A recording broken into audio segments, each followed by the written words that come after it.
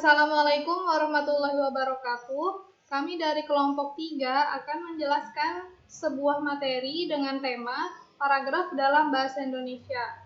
Sebelum itu, saya akan memperkenalkan pemateri-pemateri.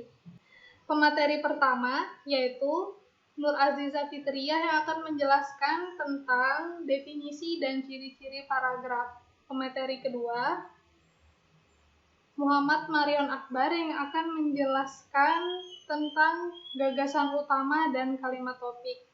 Pemateri ketiga, Rahmah Anissa, akan menjelaskan tentang fungsi paragraf. Dan pemateri terakhir, Dwi Devi Wulandari akan menjelaskan syarat paragraf. Langsung saja ke pemateri pertama, yang akan menjelaskan tentang definisi dan ciri-ciri paragraf. Nama saya Nur Aziza Fitriah. Hari ini saya akan menjelaskan tentang definisi dan ciri-ciri paragraf. Paragraf merupakan suatu gramatika yang lebih besar dan lebih luas dalam suatu kalimat. Selain itu, menurut definisi pendapat lain, paragraf merupakan suatu karangan esai utuh dalam bentuk miniatur. Paragraf dikategorikan menjadi dua dalam suatu kalimat, yaitu kalimat utama dan kalimat penjelas. Ciri-ciri paragraf antara lain yaitu paragraf umumnya dibangun oleh sejumlah kalimat. Paragraf adalah satu kesatuan eksposisi pikiran. Paragraf peraturan yang koheren dan padu. Kalimat-kalimat paragraf tersusun secara logis sistematis dan mengandung satu gagasan utama yang dijelaskan dalam beberapa pikiran dan penjelas.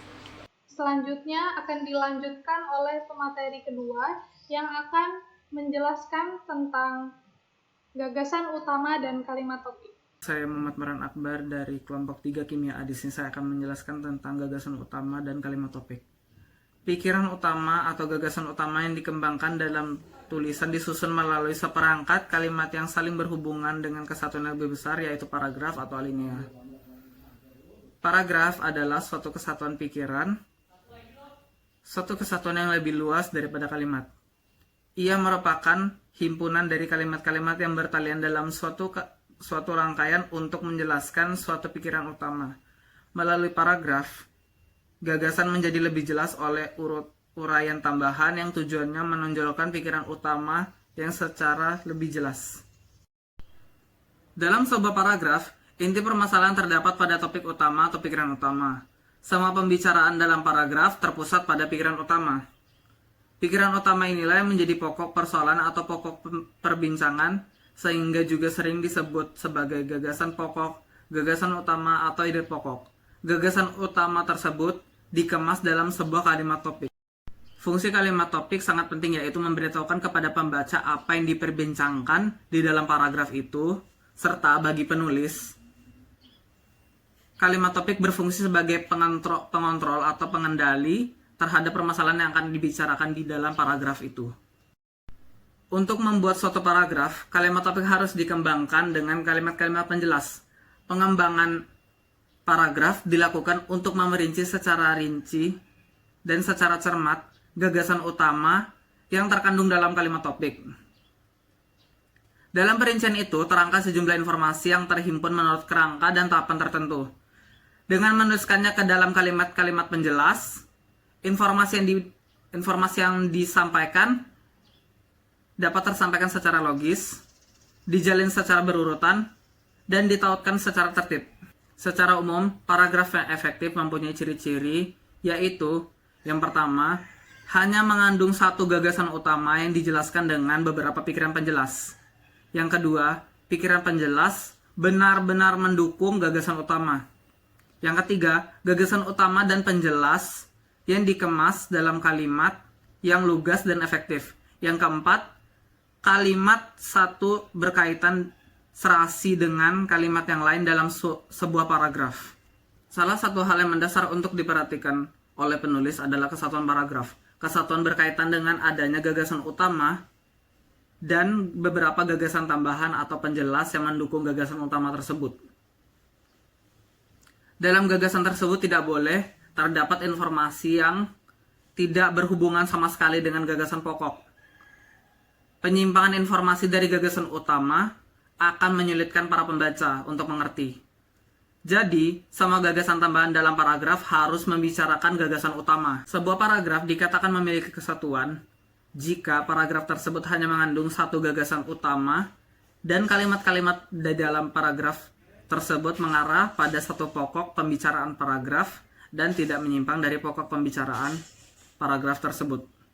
Sekian dari saya. Selanjutnya akan dilanjutkan oleh pemateri 3 yang akan menjelaskan tentang fungsi paragraf. Nama saya Rahmah Anissa, saya akan menjelaskan tentang fungsi paragraf. Paragraf berfungsi penting bagi penulis dan bagi pembaca. Nah, fungsi paragraf bagi penulis yang pertama yaitu memudahkan pengertian dan pemahaman dengan cara menceraikan satu tema dengan tema yang lainnya. Yang kedua, paragraf sebagai wadah untuk mengungkapkan jalan pikiran atau ide pokok dari pengarang. Yang ketiga, paragraf harus memisahkan setiap unit pikiran yang berupa ide sehingga tidak terjadi pencampuran di antara unit pikiran penulis yang lain. Yang keempat, dengan adanya paragraf ini, penulis akan tidak cepat lelah dalam menyelesaikan karangannya. Yang terakhir, paragraf dapat dimanfaatkan sebagai pembatas antara bab karangan dalam satu kesatuan yang koherensi, yaitu bab pendahuluan atau pengantar, bab isi atau transisi, dan bab kesimpulan atau penutup. Nah, selanjutnya fungsi paragraf bagi pembaca. Yang pertama, dengan memisahkan atau menegaskan perhentian secara wajar dan formal, pembaca dapat dengan mudah memahami gagasan utama paragraf penulis. Yang kedua,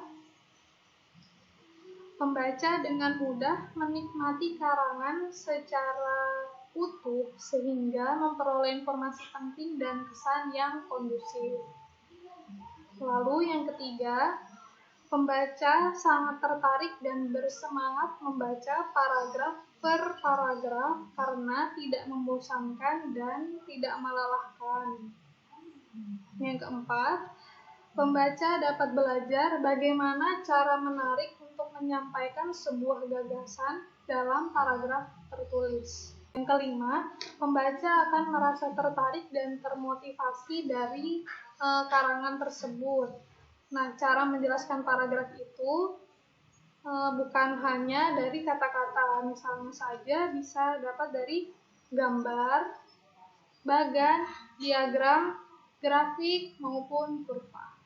Sekian penjelasan saya tentang fungsi paragraf. Selanjutnya akan diakhiri oleh pemateri 4 yang akan menjelaskan tentang syarat paragraf. Saya Devulandari dari kelompok 3 Kimia kelas A. Di sini saya akan menjelaskan apa saja syarat-syarat pembentukan paragraf. Yang pertama ada kesatuan. Kesatuan di sini adalah hal yang mendasar bagi si penulis untuk membentuk paragraf. Kesatuan berkaitan dengan adanya gagasan utama serta gagasan penjelas yang akan menjelaskan gagasan utama tersebut. Nomor 2 yaitu kepaduan paragraf. Kepaduan di sini berkaitan dengan adanya keserasian antar kalimat yang membangun paragraf tersebut. Keserasian kalimat ini dapat dibantu oleh adanya alat kohesi. Alat kohesi ini ada dua, yaitu kohesi gramatikal serta kohesi leksikal. Kohesi gramatikal ini antara lain kata transisi atau konjungsi, yang kedua ada referensi atau pengacuan, yang ketiga ada paralelisme atau kesejajaran struktur, serta elipsis atau pelepasan. Sedangkan kohesi leksikal di sini ada sinonim, antonim, hiponim, serta repetisi.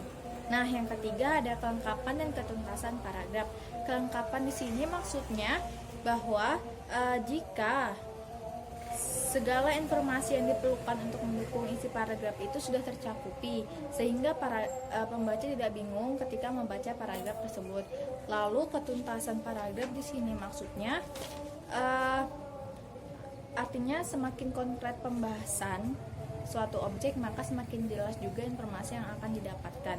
Lalu yang nomor 4 ada keruntutan paragraf. Keruntutan di sini artinya jika uraian informasi yang diberikan itu disajikan secara berurutan, tidak secara melompat-lompat atau loncat-loncat, sehingga yang nantinya dikhawatirkan akan membuat pembaca bingung. Lalu yang terakhir ada konsistensi. Di sini konsistensi maksudnya penulis itu harus mempertahankan sudut pandangnya dari awal paragraf hingga akhir paragraf, sehingga pembaca dapat mengerti apa yang dimaksud oleh penulis. Terima kasih. Demikian hasil penjelasan dari kelompok kami. Kurang dan lebihnya kami mohon maaf. Wassalamualaikum warahmatullahi wabarakatuh.